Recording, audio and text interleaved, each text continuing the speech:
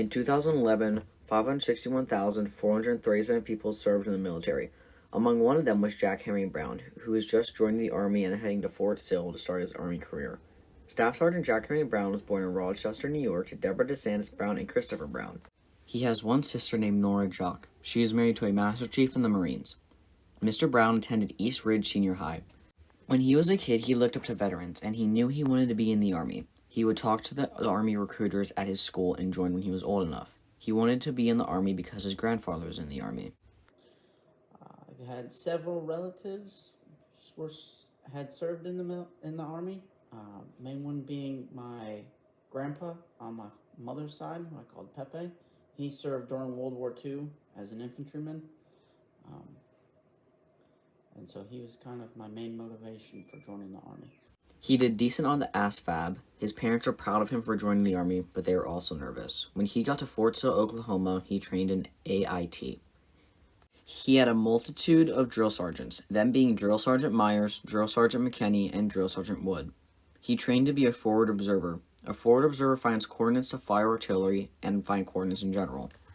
He was in the Warrior Leader course to learn how to lead soldiers.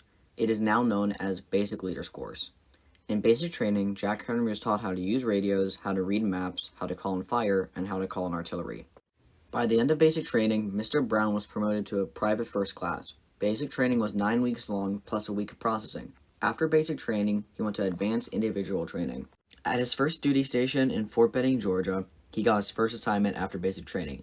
He was part of the 3rd Brigade 269 Armor as a Bradley fighting vehicle driver. When he got to his 3rd duty station at Fort Drum, he was promoted to sergeant. In Iraq, he was promoted to staff sergeant on the battlefield. Mr. Brown thinks the hardest part of the military lifestyle was having to leave your family behind each time you leave. I mean, eventually it came around to, leaving my wife and kids and having to go long time periods of not seeing them or being able to hold them and such. He thinks the easiest part of the military lifestyle was the free PT every morning. Free PT every morning. You get to do some physical training, get to go run around, work out. That was pretty easy. I liked to play sports and stuff in high school, so. He qualified with a numerous amount of different equipment. He qualified with the M16 rifle in basic. When he was in normal duty, he qualified with the M5 carbine. He also qualified with the M320, which is a 40mm grenade launcher. He is qualified for the 50 cal. He is qualified for the M249 and the 240 Bravo, the squad weapon in the M249. The 240 Bravo is a machine gun. He was also qualified for the M9 pistol. As a forward observer, he used a multitude of different devices. He used a long-range laser designator to call in artillery. He got to use MVGs and night vision goggles. He used a tactical computer called the AFATADS. He served in Kuwait, Iraq, and South Korea. The people that he served were the closest things to family, so they got really close.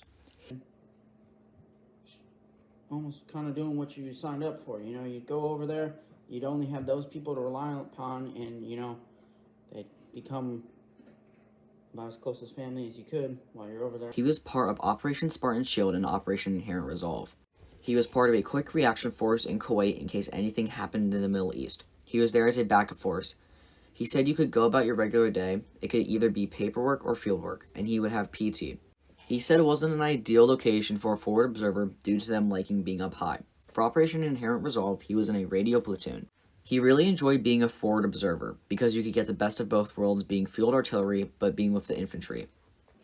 I really enjoyed being a forward observer. You're kind of the red-headed stepchild of the military because you're field artillery, but you run around with the infantry.